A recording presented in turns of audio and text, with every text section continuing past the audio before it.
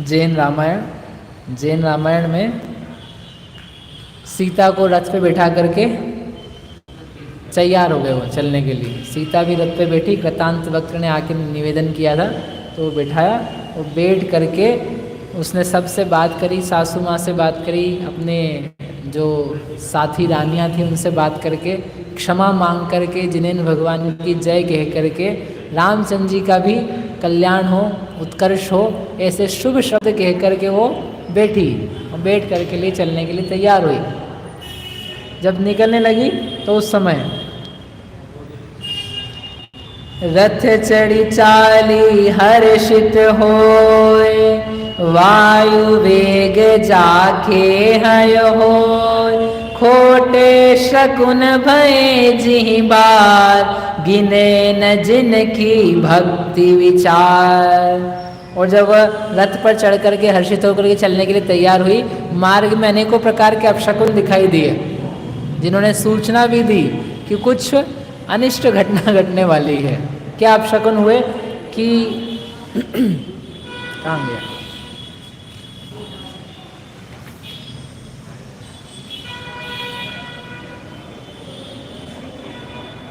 एक स्त्री, कौवा था, कौवा सूखे वृक्ष पर, कौवा अत्यंत व्याकुल कौवा, पंख मस्तक को हिलाता हुआ, बार बार कंपाता हुआ, विरस बहुत ही खतरनाक शब्द कर रहा था, बहुत दुखी। एक ये अपशकुन दिखाई दिया। जो महाशोक से युक्त थी, बाल जिसके खुले हुए थे, रो रही थी, ऐसी कोई स्त्री मार्ग में सामने आकर के खड़े हो गई। ऐसे अनेक प्रकार के अपशकुन दिखाई दिए, जिससे समझ में आ रहा था कुछ हो सकता है। फिर भी जिनेन्द्र भगवान की भक्ति के प्रसाद से सब कुछ अनुकूल होगा।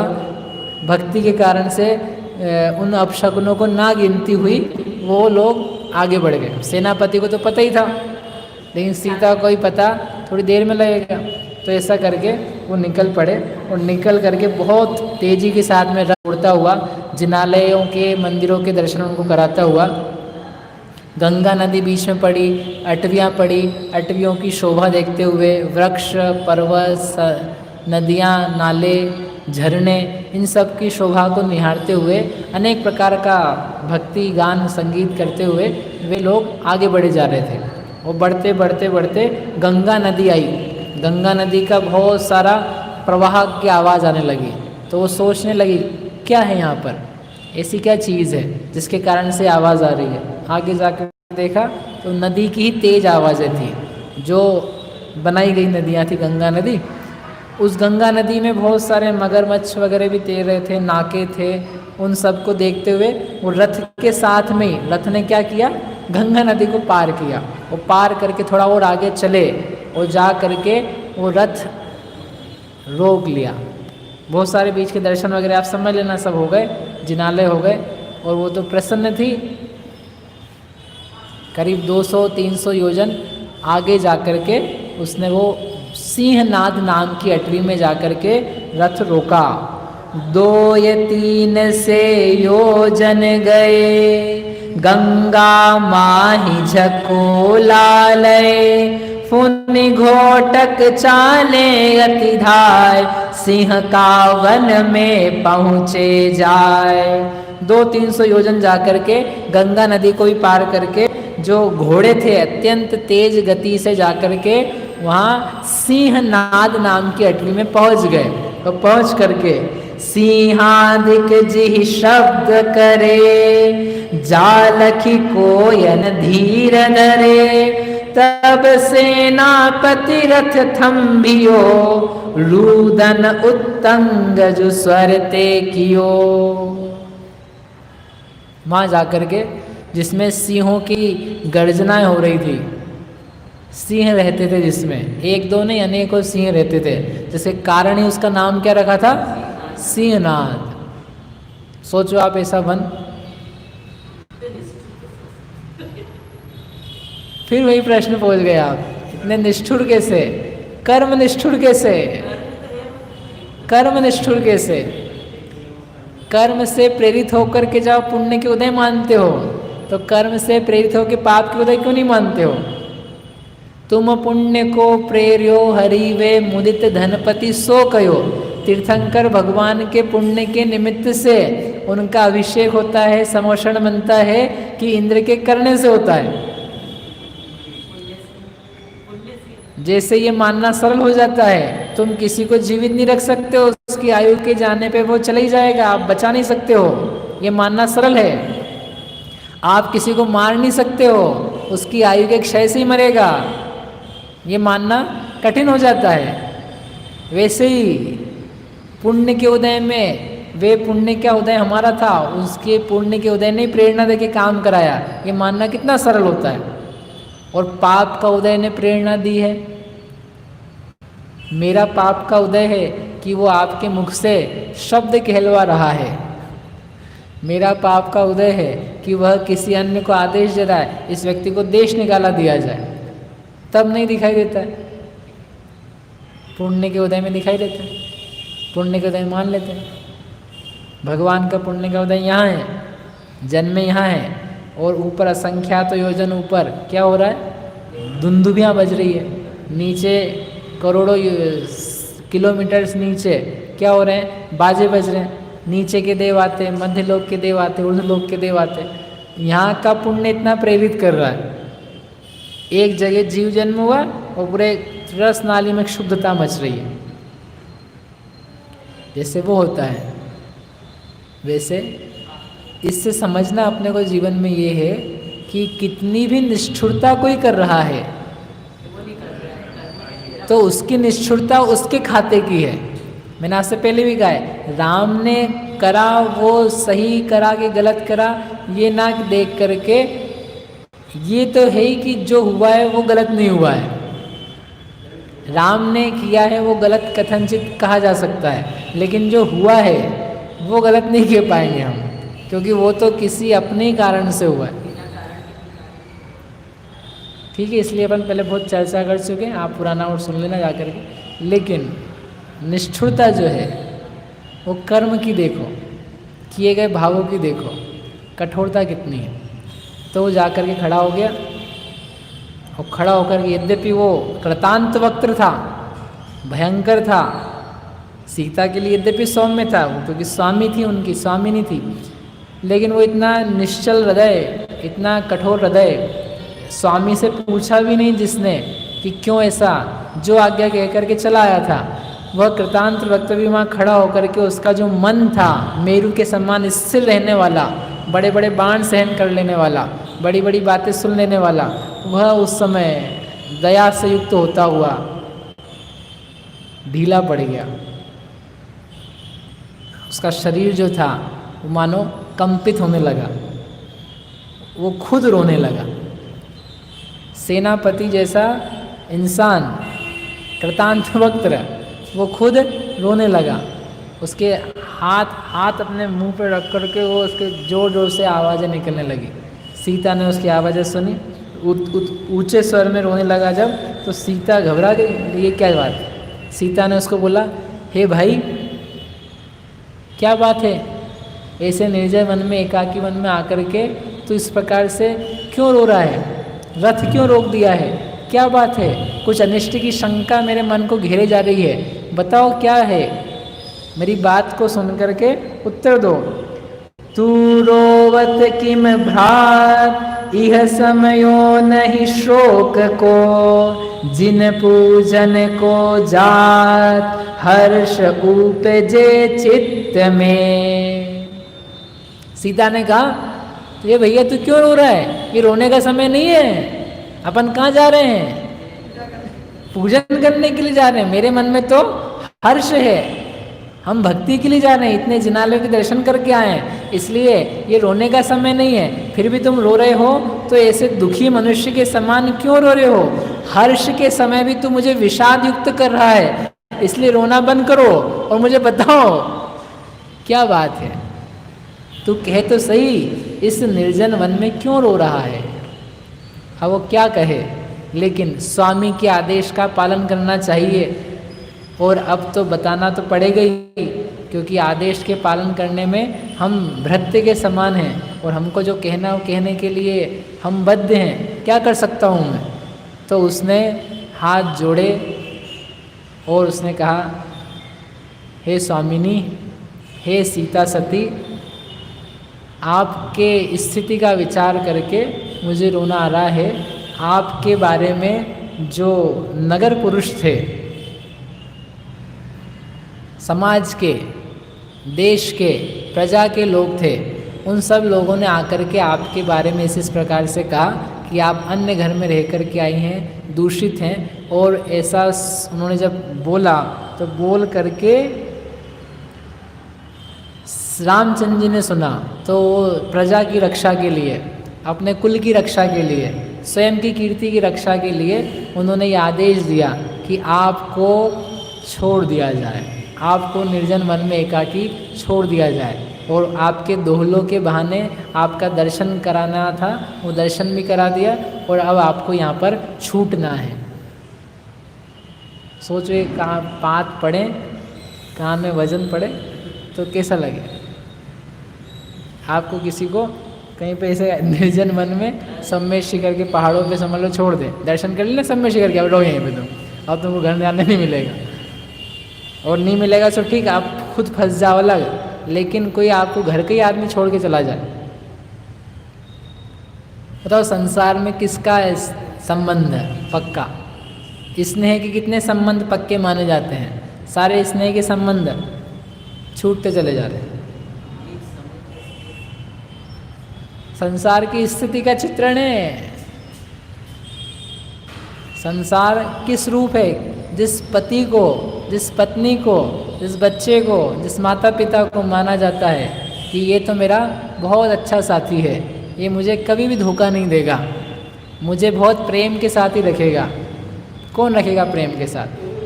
रामचंद्र जी जैसे जिनके भव के नाते थे, इस भव का नहीं है, अभी अपन पूर्व भव में आएंगे जब देखेंगे, अनेकों भवों के साथ है। वो अनेकों भवों का साथ स्नेह है, वो तोड़ करके व्यक्ति को मरण सन्मुख पहुंचा दिया, मरणासन्न जगह पे।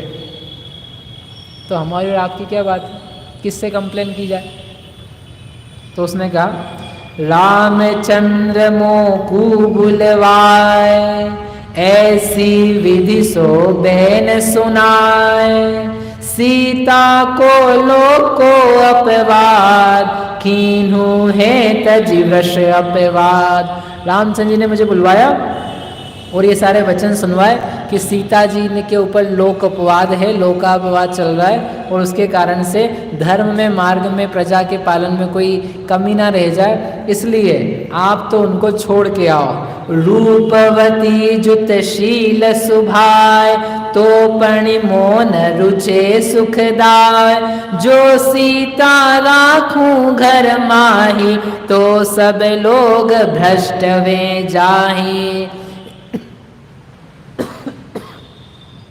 यद्यपि मैं जानता हूँ कि सीता रूपवती है, शीलवती है, उसके शील में कोई भी कमी नहीं है, लेकिन यदि मैं सीता को जो पर घर से होकर के आई है, अनेकों दिनों रह कर के आई है, तो यदि मैं उसको रखता हूँ तो सारा जो जगत है जो भ्रष्ट हो रहा है वो भ्रष्ट ही होता चला जाएगा। सोचो बुद्धि कैसी हो जाती है। कोई दूसरे उपाय सोचे जा सकते थे, सीता खुद आगे जाके कहेगी। एक व्यक्ति का कमेंट आया था ऑनलाइन कि आपने कहा कि दूसरे भी उपाय हो सकते थे, ऐसे दूसरे उपाय क्या हो सकते थे जिसके कारण से वो सीता को अपन नहीं छोड़ना पड़ता? तो सीता ही खुद आगे जाके बोलने वाली है कि जो अग्नि परीक्षा तुमने आज ली है वो तब भी ले लेते। अग्नि परीक्षा होगी ना बाद में जाकर के, और फिर सीता को बोल लेंगे ठीक है आओ घर चलो।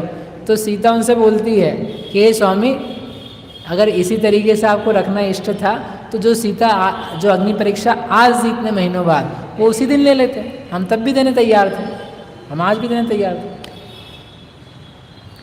यही एक उपाय नहीं था जंगल में छोड़ देना, कोई निरापद स्थान भी छोड़ा जा सकता था, जंगल में मरने का वास्ते छोड़ा।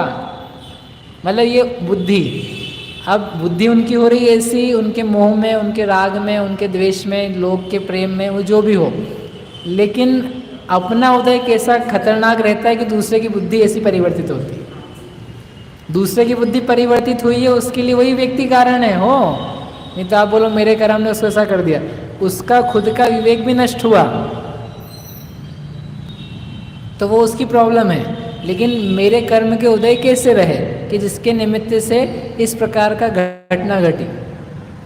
समझ में दोनों अलग अलग बातें आपको, नहीं तो आप दोनों को मिक्स कर दोगे तो मालूम पड़ा किसी ने गालियाँ दी तो वो व्यक्ति को बोले क्यों दे रहे हो, अरे इसके कर्म का उदय है जो मेरे से गालियाँ बुलवा रहा है। सारी की सारी व्यवस्था उल्टी हो जाएगी। नहीं, हम ये नहीं समझा रहे हैं। हमने पुनः पुनः कहा है कि जो व्यक्ति कर रहा है वो उसका दोष तो है, लेकिन जिसके प्रति हो रहा है वो सर्वथा गलत नहीं, क्योंकि वो उसके उदय को भोग रहा है। जो हो रहा है वो गलत नहीं है, जो कर रहा है वो गलत हो सकता है। पहले भी कहा था, अभी फिर से कहा, हम ये नहीं समझा रहे हैं। नहीं तो 2-3 किसी को चाटे लगाओ, बोले गलती मेरी कुछ नहीं है, तुम्हारे कर्म के उदय से मेरे को बंधन हो गया। तुम्हारे कर्म का उदय था कि तुमको पिटाई पड़नी हो, मेरे हाथ से पड़नी तो मैंने मार दिया। ये बातें नहीं चल पाएगी कारण कार्य व्यवस्था में कभी भी, नहीं तो कहीं कहीं पहुंचोगे आप। ठीक है भैया राजा, मेरी छोटी बहन को घर ही आज जा करके सारा कर्म का उदय आज ही निकाल दो। तेरे उदय है, मेरा कुछ नहीं है। उसका तो उदय है, अगर कहोगे तू तो बंद कर रहा है, उसका उदय है तुम्हारा बंद है। किसी की निर्जरा मत करवाना लग जाएगी आकर के। तो उसने बोला कि वो ऐसा कह रहे थे, भ्रष्ट पणाते धर्म नशाय इह अपराध राय कूथाय याते तुम त्यागो सोने जन्म अंत लो फिर न स्नेह। ये सब बातें सुन करके वे बहुत भयभीत हो गए, और भयभीत होकर के विष अग्नि शस्त्र के समान जो दुर्जनों के कथन थे वो सुन करके ऐसे श्री राम ने बहुत कष्ट से छोड़ने योग्य जो आपके प्रति का स्नेह था उस स्नेह का त्याग कर दिया, बहुत कठोर हो गए। और कठोर होकर के मुझे बुला करके आदेश दिया कि आप इसको छोड़ के आओ। हे देवी, हे शीलवती, आपके प्रति उस बात को सुन करके मैं उस आज्ञा का पालन करने के लिए आपको यहाँ ले आया हूँ, और अब मेरा एक काम यहाँ पर आकर के पूरा हो रहा है। मैं बड़े कष्ट में हूँ कि मुझे ऐसा कार्य करना पड़ रहा है। स्वामी नौकर का जीवन कितना खराब होता है इस बात से मुझे बोध हो रहा है। मैं अपने जीवन को धिक्कारता हूँ कि क्यों मैं ऐसी सेवा कर रहा हूँ, लेकिन अब आपको रथ से उतरना पड़ेगा। अब आप उतरिए यहाँ से, कुछ भी नहीं कर सकता है। कौन आएगा? अब आपको याद आना चाहिए, दल बल देवी देवता मात पिता परिवार मणि मंत्र तंत्र बहु होई, कुछ भी काम नहीं आ रहा है, कुछ भी काम नहीं आ रहा। न कोई पढ़ाई काम आ रही, न पैसे काम आ रहे, न परिवार काम आ रहा है, कुछ भी काम नहीं। जितने अपने संजोए हुए सपने रहते हैं, संजय हुई सामग्री रहती है, धन रहता है, संपत्ति होती है, सब कुटुंब भी रहते हैं, क्या काम आता है? अभी देखो ना 8-9 महीने सब गुजरे, आप सबने तो देखे, कौन काम आता है? मरते समय कौन कौन किसके पास था?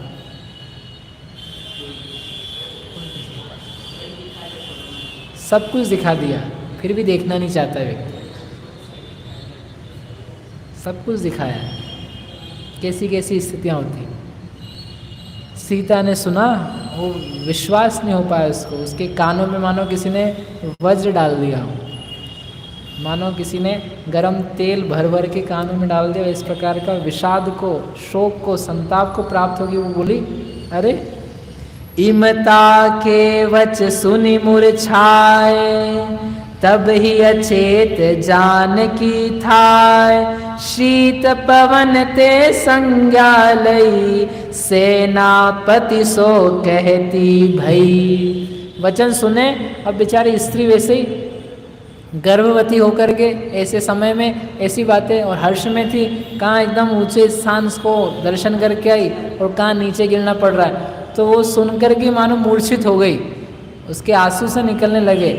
और वो थोड़ी हवा हुई तो वो हवा से मान लो शीतल पवन से उसको चेतना आई, और वो रथ से उतरते उतरते उसने ये नहीं बोला कि बस अब ये तो बहुत हो गया, हमको वापस। उसने कहा ये सेनापति एक काम तो करो, एक बार तो मुझे स्वामी का दर्शन करा दो, एक बार तो मुझे दिखा दो, मैं देख तो लूँ उनको। उसको बोलते ना आखिरी बार, अब एक बार दिखा तो दो। तो सेनापति ने कहा मोहि ले चली पुरी के बार, देखूं राम चरण जुग सार, फुनियास्यों याही वन माही, सेनापति जब यूं झुकाही। हे सेनापति एक बार मुझे ले चलो, मुझे एक बार तो दिखा दो, उनके चरण को छू करके फिर मेरे को वापस इसी वन में आकर के छोड़ देना। मैं उनसे ये नहीं कहूँगी कि रख लो मुझे, मेरा क्या दोष है, आपने अच्छा नहीं किया, वापस से आप मुझे आकर के छोड़ देना। लेकिन एक बार जो मुझे प्रिय हैं, जो मेरे प्राणों के आधार हैं, मेरा जीवन जिनके आधार से टिका था रावण के घर में भी, तो उनको एक बार देखला तो दो। सेनापति ने कहा दूरी रही सु अयोध्यापुरी, कहाँ देख सी रघु इस घरी, क्रोध सहित तिष्ठे दुख पाए, ताढ़िंग जाता को सुख थाए। हे देवी अब कहाँ स्वामी का दर्शन, वो अयोध्यापुरी तो बहुत दूर हो गई, कैसे वापस जाना होगा। वो रामचंद्र जी ने आदेश दिया है आज ही छोड़ करके आओ, अगर देखना ही दिखलाना ही होता तो तुम्हें दर्शन दे करके आते, खुद ही बोलने आ जाते, लेकिन खुद भी कैसे बोलते, वो देखते तो वो टूट जाते इसलिए देखने भी नहीं आए। बोले अब देखना नहीं हो सकता है, मतलब कब किसके साथ अंतिम दर्शन होगा, कब किसका अंतिम दर्शन होगा, समझते हो आप। मैं अनेक बार आपसे कह चुका हूँ, रामाश्रम मंदिर अपन आते, कल दर्शन कर पाएंगे कि नहीं सुरेश जी, कल दर्शन कर पाएंगे कि नहीं, कल अपन लोग मिल पाएंगे कि नहीं, कल प्रवचन में आओगे कि नहीं आओगे, आप आओगे तो मैं आऊँगा क्या सोचते भी नहीं एक पल के लिए। आप लोग डरना मत, लेकिन घर तक पहुँच पाओगे कि नहीं। आज बेटी को देखा था, बेटे को देखा था, भाई को देखा था, पुनः फिर से